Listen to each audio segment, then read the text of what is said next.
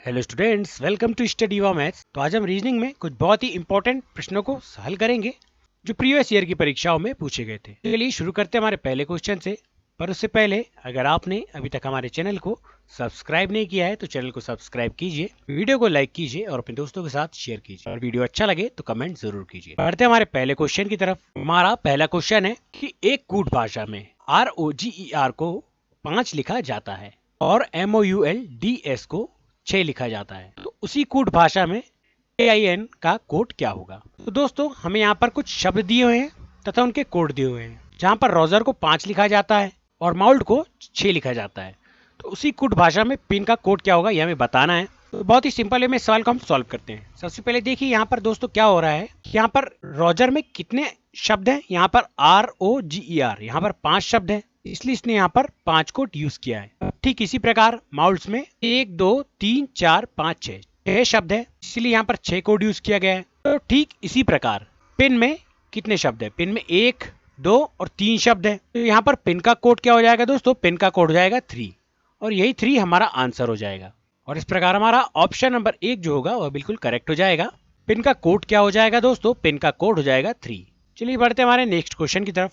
हमारा next question है कि निम्न विकल्पों में से उस संख्या को चुनिए जो निम्न श्रृंखला में से तीसरी श्रृंखला से उसी तरह से संबंधित है जिस तरह से दूसरी संख्या पहली संख्या से संबंधित है। और हमें यहाँ पर कुछ संख्याएं दी है दोस्तों, 36, 109, 25 और क्वेश्चन मार्क। तो हमें इस क्वेश्चन मार्क के स्थान पर क्या आएगा ये बताना है दोस्तों। चलिए यहाँ पर लॉजिक का पता लगाते हैं। यहाँ पर हमें 36 109 दिखाई दे रहे हैं दोस्तों। क्या दिखाई दे रहा है यहाँ पर 36 और 109। और हम यहाँ पर पता लगाते हैं दोस्तों कि 36 और 109 का क्या संबंध है। आप यहाँ पर देख सकते हैं दोस्तों कि 36 का 3 गुना कितना होता है, अर्थात यदि 36 में हम 3 का गुणा करें तो यहाँ पर कितना प्राप्त होता है दोस्तों, 36 गुणा 3 जब हम करेंगे तो हमें प्राप्त होता है 108। और 108 में यदि हम 1 को प्लस करें तो हमें कितना प्राप्त होगा दोस्तों, हमें प्राप्त होगा 109। इस प्रकार का लॉजिक इस सवाल में यहाँ पर लगाया गया है।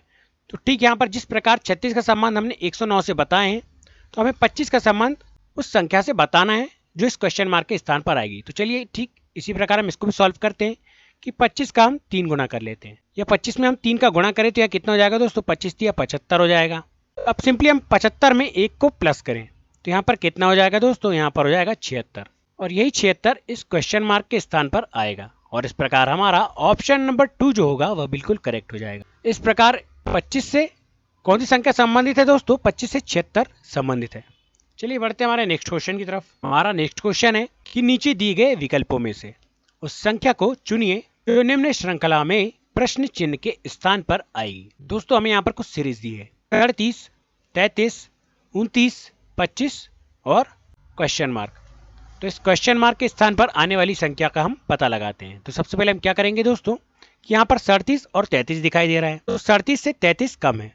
तो कितना कम है दोस्तों, 37 से 33 कितना कम है, 37 से 33 4 कम है, तो यहाँ पर कितना आ गया दोस्तों, -4। ठीक इसी प्रकार 33 और 29, तो 33 बड़ा है और 29 छोटा है, तो 33 से 29 कितना कम है दोस्तों, 33 से 29 4 कम है, तो यहाँ पर भी -4 आ गया है। ठीक इसी प्रकार 29 और 25 में भी यहाँ पर हमें -4 का अंतर दिखाई दे रहा है दोस्तों, क्योंकि 29 25 से कितना ज्यादा है, 29 25 से 4 ज्यादा है। अब ठीक इसी प्रकार 25 में से हम 4 को घटाएंगे तो हमें वह संख्या प्राप्त हो जाएगी जो इस प्रश्नवाचक चिन्ह के स्थान पर आएगी। तो 25 में यदि हम -4 करें दोस्तों तो हमें कितना प्राप्त हो जाएगा, हमें प्राप्त हो जाएगा 21।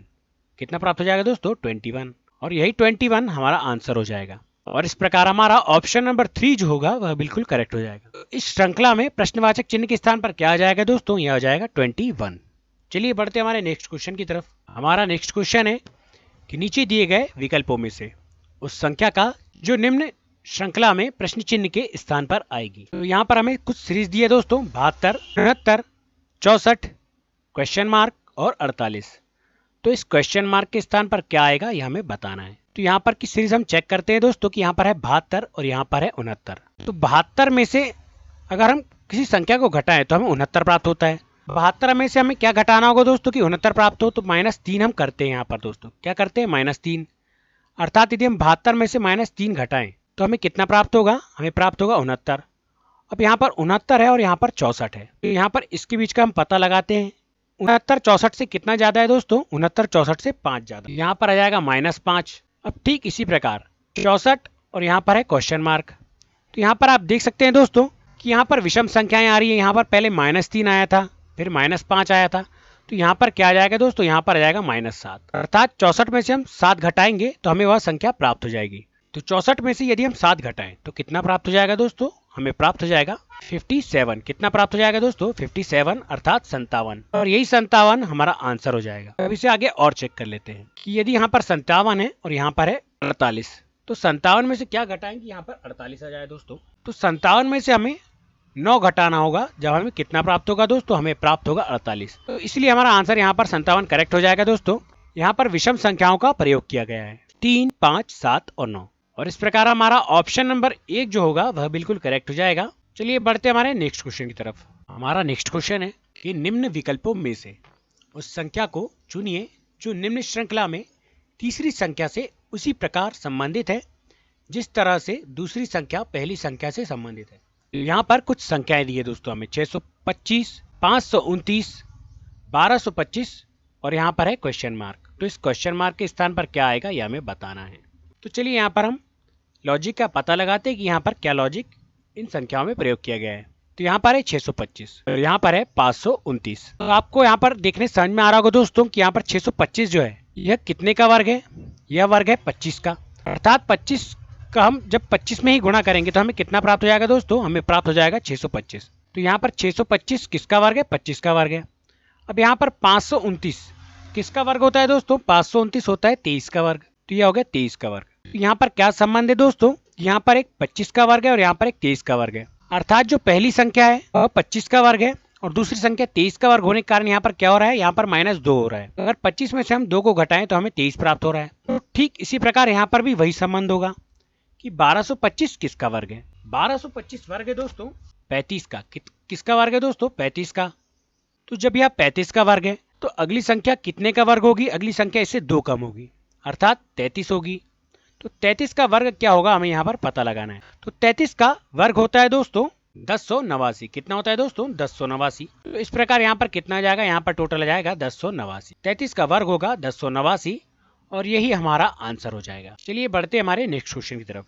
हमारा नेक्स्ट क्वेश्चन है कि उस विकल्प का चयन करें जो नीचे दी गई श्रृंखला को पूरा करेगा। 8, 27, 64, 125 और यहाँ पर है ब्लैंक। तो इस ब्लैंक के स्थान पर क्या आएगा दोस्तों, यह हमें पता लगाना है। तो चलिए यहाँ पर लॉजिक का पता लगाते हैं। तो यहाँ पर है 8 और यहाँ पर है 27 और यहाँ पर है 64।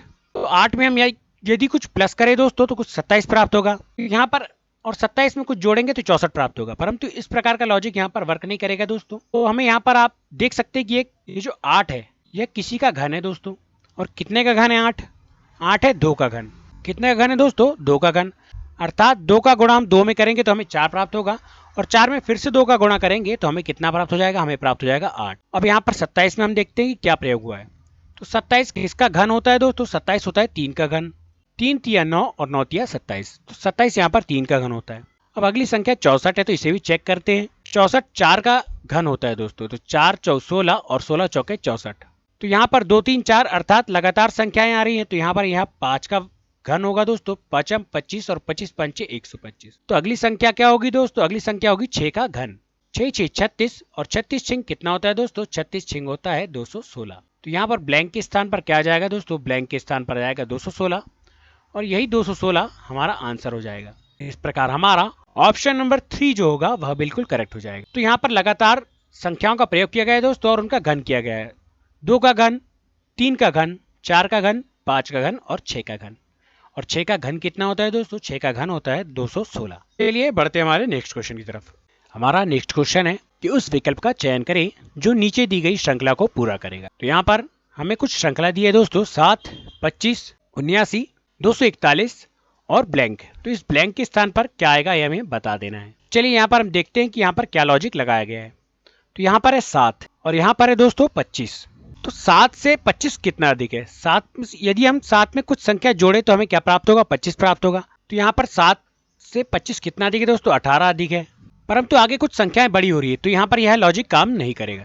तो हमें क्या करना होगा दोस्तों, हमें यहाँ पर कुछ दूसरा लॉजिक का प्रयोग करना होगा। तो यहाँ पर है 7 और यहाँ पर है 25। 7 का यदि हम 3 में गुणा करें तो कितना हो जाएगा दोस्तों, 7 तिया 21। कितना हो जाएगा दोस्तों, 7 तिया 21। यदि 7 में हम 3 का गुणा करते हैं तो हमें प्राप्त होता है 21। और इसी 21 में यदि हम 4 को जोड़ें तो हमें कितना प्राप्त होगा दोस्तों, हमें प्राप्त होगा 25। तो इस प्रकार का लॉजिक यहाँ पर प्रयोग किया गया है दोस्तों। तो चलिए अगली संख्या भी इसी प्रकार चेक कर लेते हैं। तो यहाँ पर है 25 और यदि हम 25 में 3 का गुणा करते हैं तो हमें कितना प्राप्त हो जाएगा दोस्तों, हमें प्राप्त हो जाएगा 75। 25 दिया 75। और ठीक पहली संख्या की तरह हम यहाँ पर भी 4 जोड़ते हैं तो हमें कितना प्राप्त हो जाएगा दोस्तों, 79। तो हमारा यहाँ पर लॉजिक सही है दोस्तों, हम इसे आगे प्रयोग कर सकते हैं। तो यहाँ पर अब क्या करेंगे दोस्तों कि हमें 241 में हम 3 का गुणा करते हैं। तो 241 में यदि हम 3 का गुणा करें तो यहाँ पर कितना प्राप्त होगा दोस्तों, इसका पता लगाते हैं। 3 एकम 3, 3 चौके 12, 2 हासिल आया 1, 3 दूनी 6 और 1 7। तो यहाँ पर कितना आ गया दोस्तों, 723। अब इस 723 में यदि हम 4 जोड़ दें तो यहाँ पर कितना हो जाएगा दोस्तों, यहाँ पर टोटल हो जाएगा 727। कितना प्राप्त हो जाएगा दोस्तों, 727। तो इस प्रकार हमें आंसर की प्राप्ति हो चुकी है दोस्तों। हमारा आंसर कितना आ गया, हमारा आंसर आ गया 727। और इस प्रकार हमारा ऑप्शन नंबर 3 जो होगा वह बिल्कुल करेक्ट हो जाएगा। यहाँ पर क्या हुआ है दोस्तों कि हमने 241 में 3 का गुणा किया तो हमें कितना प्राप्त हुआ, हमें प्राप्त हुआ 723। और जब 723 में हमने 4 को जोड़ा तो हमें कितना प्राप्त हो गया, हमें प्राप्त हो गया 727।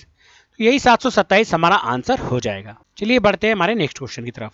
हमारा नेक्स्ट क्वेश्चन है कि निम्न विकल्पों में से उस संख्या को चुनिए जो निम्न श्रृंखला में तीसरी संख्या से उसी तरह से संबंधित है जिस तरह से दूसरी संख्या पहली संख्या से संबंधित। तो यहाँ पर हमें कुछ संख्याएं दी है दोस्तों, 52, 65, 76 और प्रश्नवाचक चिन्ह। तो इस प्रश्नवाचक चिन्ह के स्थान पर क्या आएगा ये हमें बताना है। चलिए यहाँ पर लॉजिक का पता लगाते हैं कि 52 और 65 में क्या लॉजिक लगाया गया है। तो यहाँ पर 52 65 से कितना अधिक है दोस्तों, 52 65 से 13 अधिक है।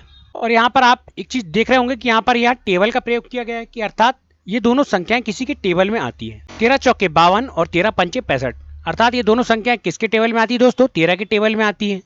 13 चौके 52 और 13 पंचे 65। तो ठीक इसी प्रकार 76 और उसके बाद वाली संख्या किसी न किसी के टेबल में आती होंगी। 76 किसके टेबल में आता है दोस्तों, 76 आता है 19 के टेबल में। 4 बार में किसके टेबल में आएगा दोस्तों, 76 आएगा 19 के टेबल में। 19 चौके 76 और 19 पंचे 95।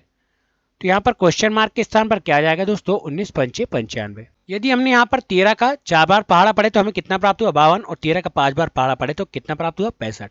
तो ठीक इसी प्रकार जब हमने 19 का 4 बार पहाड़ा पड़े तो हमें कितना प्राप्त हुआ दोस्तों, 76। और 19 पंचे कितना हो जाता है दोस्तों, 19 पंचे होता है 95। तो इस प्रकार हमारा आंसर कितना हो गया दोस्तों, 19 पंचे 95। और हमारा ऑप्शन नंबर 2 बिल्कुल करेक्ट हो जाएगा।